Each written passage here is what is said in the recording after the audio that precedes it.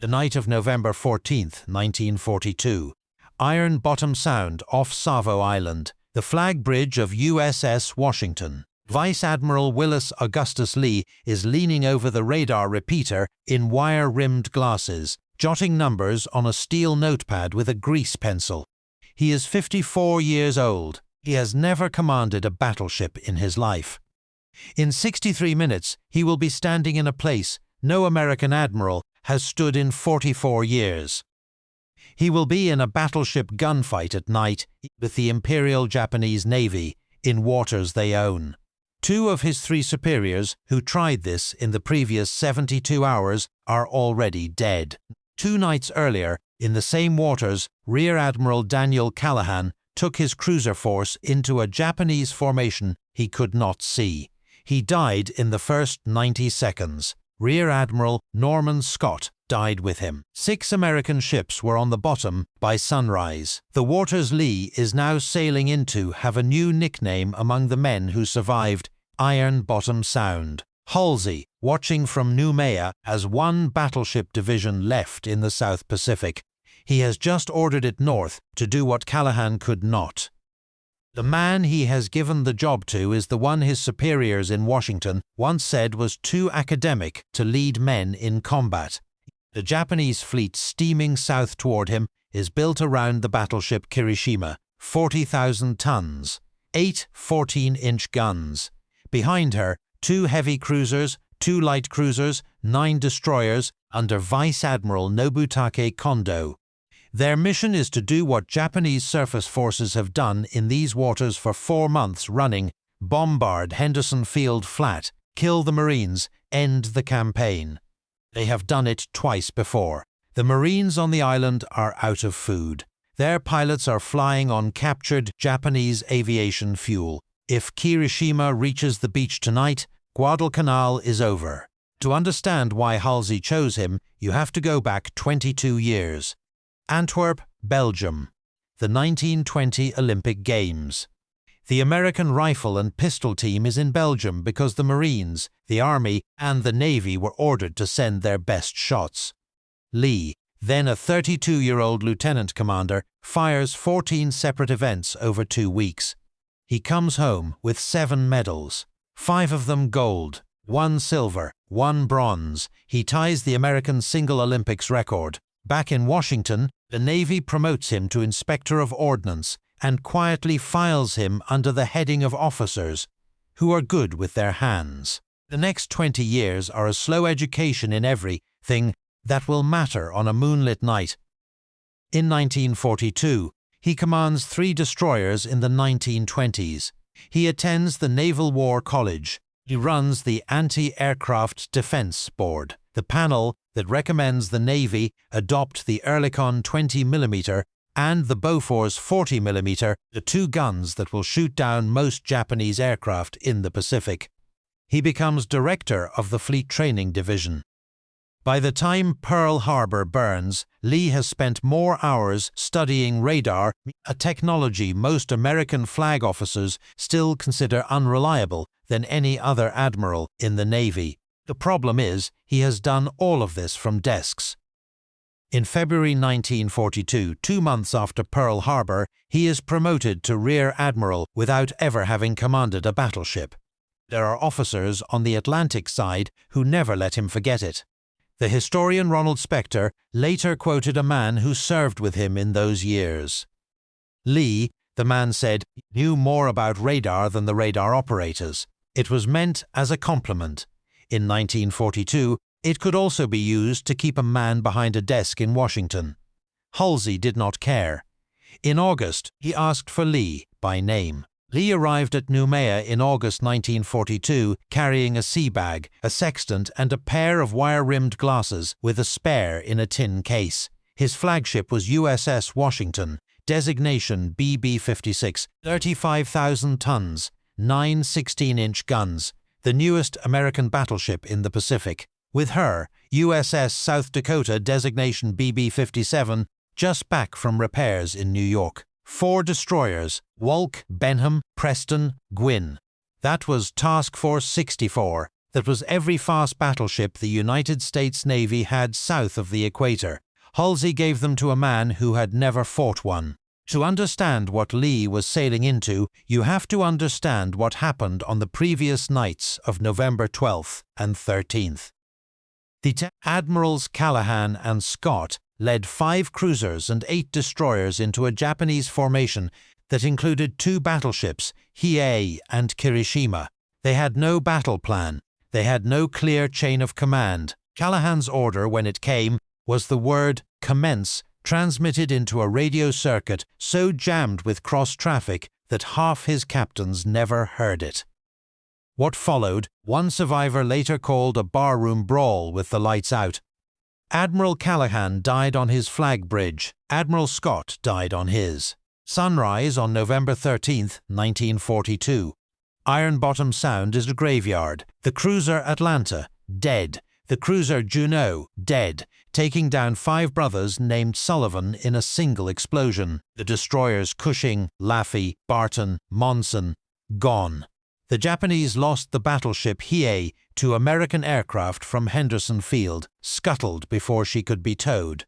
But the bombardment force was still coming. American intelligence intercepted the schedule. The Japanese would be back the next night, with Kirishima and a heavier escort, to finish what Hiei had started. At Noumea, Halsey looked at the chart and at his ledger of remaining ships. He had 2 battleships, both Lee's. Sending them through the narrow water around Savo Island violated nearly every doctrine in the pre-war battleship handbook. Battleships were not supposed to fight in confined waters at night against an enemy specializing in long-range torpedoes. The Japanese long-lance torpedo, 24 inches in diameter, carried a 1,000-pound warhead 22,000 yards in the dark. American doctrine said the answer to that weapon was daylight, sea room, and air cover. Lee would have none of those. Halsey sent him anyway. In Lee's papers, kept later in his hometown in Kentucky, there is a letter he wrote to his wife Mabel in early December 1942. It is 1 paragraph. He wrote, "I miss you, and am sorry I won't be able to see you Christmas. Don't let newspaper stories worry you. I will take good care of me." That was the entire letter. He had just won the only American battleship-versus-battleship night engagement of the Pacific War, and what he wrote home was 18 words about Christmas. What happens in the next 7 minutes of this story is not in any newspaper Mabel Lee ever read. If this is the kind of history you want more of, subscribe. We are just getting to it. 2100 hours, 9 p.m., November 14th. Task Force 64 enters Iron Bottom Sound from the west, Washington in the lead, South Dakota 2,000 yards astern, the 4 destroyers ahead of them in a single column. Lee is on the starboard side of the bridge. He has the radar plot in front of him. He has been studying it for an hour.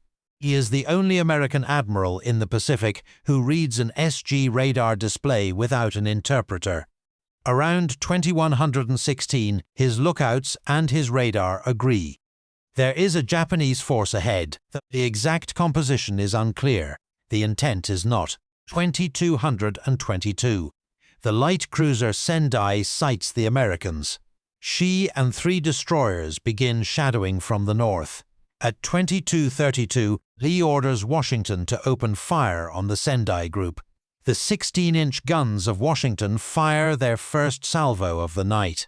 The concussion blows the wire-rimmed glasses off Lee's face.